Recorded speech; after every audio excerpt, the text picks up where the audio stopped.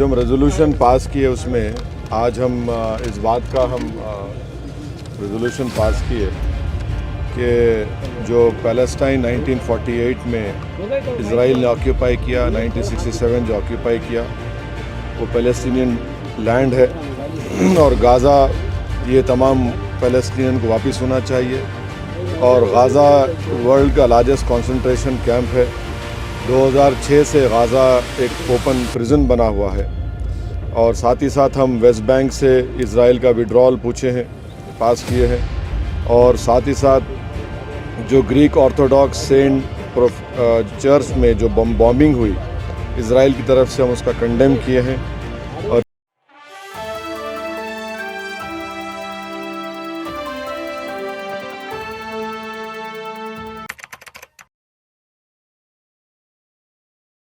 जो हम resolution pass किए उसमें आज हम इस बात का हम रेजोल्यूशन पास किए कि जो पैलेस्टाइन 1948 में इज़राइल ने ऑक्यूपाई किया, 1967 जो ऑक्यूपाई किया वो पैलेस्टीनियन लैंड है और गाज़ा ये तमाम पैलेस्टीनियन को वापस होना चाहिए।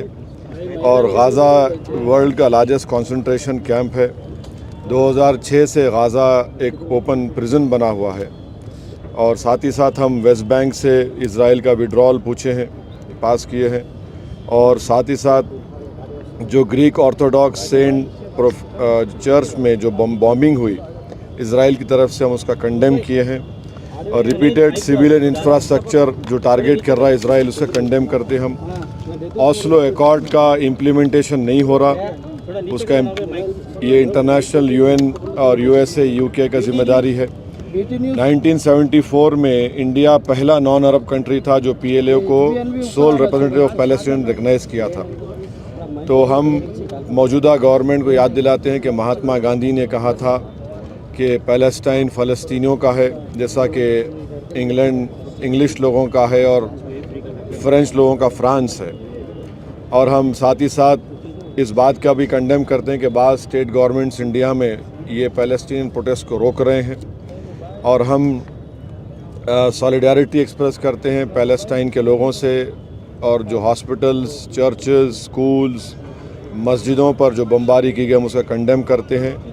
और साथ ही साथ हम इज़राइल की तरफ से जो एक ट्रांसफ़र प्लान इज़राइल इम्प्लीमेंट करना चाहता है, जिसमें गाज़ा से फ़लस्तीनियों को सीनाई डेजर्ट में और वेस्ट बैंक से जॉर्डन में ढकलना चाहता है, हम उसे कंडेम करते हैं। और हमने गवर्नमेंट ऑफ इंडिया से ये डिमांड किया है कि 1987 में भी जब जाफना का ब्लॉकेड हुआ था तो इंडिया ने बड़े ट्रांसपोर्ट प्लेन्स के ज़रिए श्रीलंकन स्पेस में जाकर वहाँ से खाना, मेडिकल इक्विपमेंट 10 मिलियन लोगों को दिया।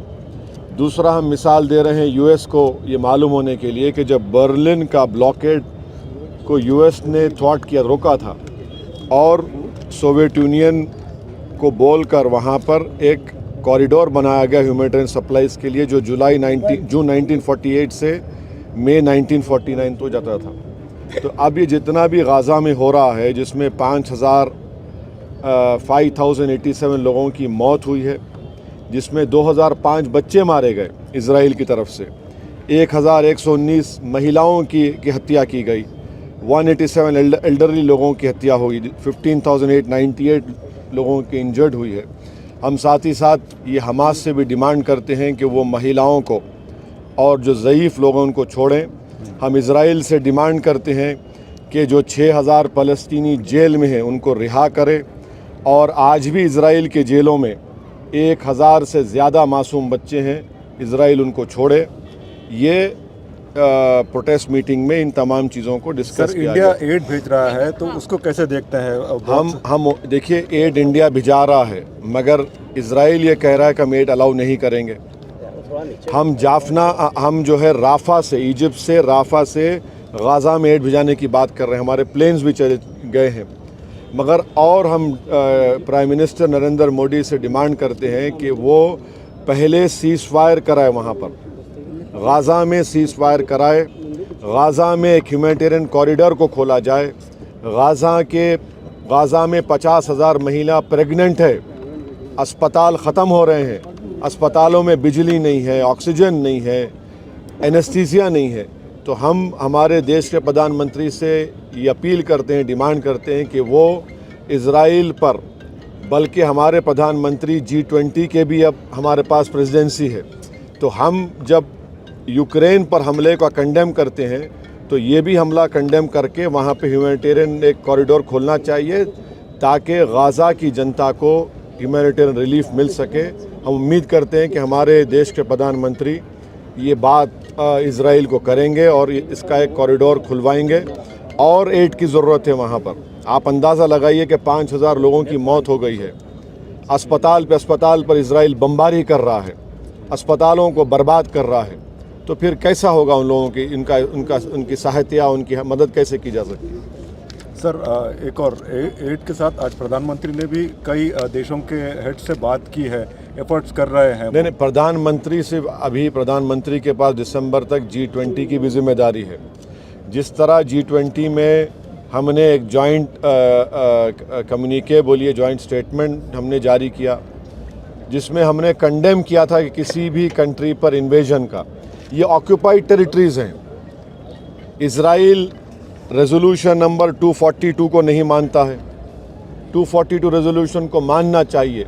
इज़राइल ये ट्रांसफ़र पॉलिसी के तहत अपने गाज़ा के फ़लस्तीनियों को सिनाई डेजर्ट में ढकेलना चाहता है और वेस्ट बैंक के फ़लस्तीनियों को जॉर्डन में ढकेलने का इनका प्लान है। ये जेनोसाइड कर रहा है इज़राइल गाज़ा में। देश के प्रधानमंत्री को एज ए G20 के हेड की भी उन पर एक एडिशनल जिम्मेदारी है कि वो सीज़ फायर करवाए और वहाँ पर एक ह्यूमैनिटेरियन कॉरिडोर खुलवाए ताकि फ़लस्तीनियों को उनको राहत मिल सके, उनकी जान बचाई जा सके। और मैक्सिमम बच्चे मर रहे हैं। आप अंदाज़ा लगाइए कि 2000 बच्चे मर चुके हैं।